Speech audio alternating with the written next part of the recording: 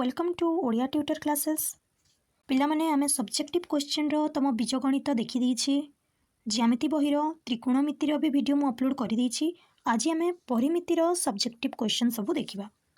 परिमिति रो तमरो दीटा question आसुछि, गोटे और रे आ गोटे रहउछि। तुमको जे कोनोसी गोटे करबा को पड़े, सेतिरे तुमको 5 मार्क मिलिबो। ताहले चलो स्टार्ट करिबा। इले तुम परिमिति रे टोटल 6 टी एक्सरसाइज रहउछि। A B C D E F माने 5A 5B 5C 5D 5E 5F। बहुत पिलांको परिमिति हुएनी। एग्जाम रे मध्य से माने परिमिति क्वेश्चन देखिकी स्किप करके आसी जानती। किंतु पिले आज मु जेतेबेले क्वेश्चन तुमको देबी, मझिरे गोटे शॉर्ट ट्रिक कहबी, केमती तमे 5 रु 5 रखि पारिबो। जो सब क्वेश्चन मु देबी पिले तमे ताको भल से बारंबार प्रैक्टिस करि थाओ। उदाहरण 4 तमरो इंपोर्टेंट। एठी जो नंबर अछि ताको से चेंज करि दे, क्वेश्चन किंतु सेम रही। उदाहरण 6 इंपोर्टेंट। पिले गोटे भी क्वेश्चन तमे घोसी की मन रखिबनी, तमे बुझी की ताको करिवो, देखिबो परिमिति मध्य इजीली हेइ जिवो। एक्सरसाइज रो पिले तमे क्वेश्चन नंबर 6 7 9 13 19 रो दीटा जाको ए बी। Question number 23। नेक्स्ट देखिबा वृत्त वृत्तकला और वृत्तखंडर क्षेत्रफल।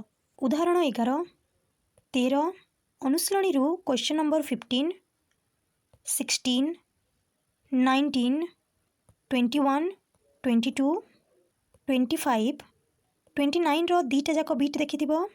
नेक्स्ट अछि पिले सुषम घन पदार्थर पृष्ठतलर क्षेत्रफल। उदाहरण 1।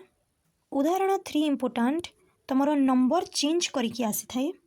अनुसरणी रो क्वेश्चन नंबर 6 8 10 13 16। नेक्स्ट हला सुषम घन पदार्थर आयतन। उदाहरण 8 10 अनुसरणी रो पिले क्वेश्चन नंबर 5 6 9 16। पिले एबे तमरो आसीगला सेई जो मु स्टार्टिंग रे कहितली ट्रिक्स टी कहिबार, केमती तमे परिमिति रे मध्य 5 रु 5 रखि पारिबो। देखो पिले आमे एबे टोटल 4टी एक्सरसाइज देखि देले। 5A B C D। मु जहाँ भी तुमको उदाहरण अनुशीलनी रो नंबर देली ताको प्रैक्टिस करि देथिबो। जदि तमरो परिमिति होनी, तुमको हार्ड लागुछि, क्वेश्चन बेसी हो जाउछि, सिलेबस सरुनी, परीक्षा पाखक आसी जाउछि, ताहेले तमे गोटे काम करिवो। तमरो लास्ट जो दीटा अनुशीलनी रहिला ई एफ माने कोन आ गोटे ला गोलक, से दीटा अनुशीलनी को पिले भल से कर दियो। कारण प्रति वर्ष जो दीटा क्वेश्चन आसुछि और किंबा ऊपर जो क्वेश्चन टी थिबो, से दीटा भितरो गोटे क्वेश्चन तमरो कोन किंबा गोलक रही रहिथिबो। ताहेले जदि आमे से 4टी अनुशीलनी स्किप करि देबा, ताहेले मध्य हमर 5 मार्क कटिबनी। जदि आमे ए दीटा अनुशीलनी को देखिथिबा। मु एबे कोन गोलकर जहाँ भी सिलेक्टिव क्वेश्चन देथिबी, तुमे दया करिकी ताकू बारंबार प्रैक्टिस कर पिले, देखिबो एग्जाम रे गोटे क्वेश्चन से भीतर ही थिबो।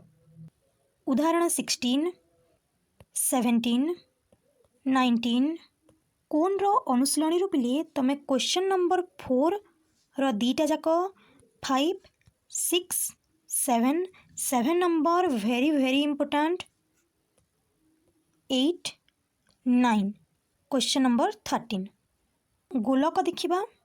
उदाहरण 21 22 24 उदाहरण 25 इंपोर्टेंट।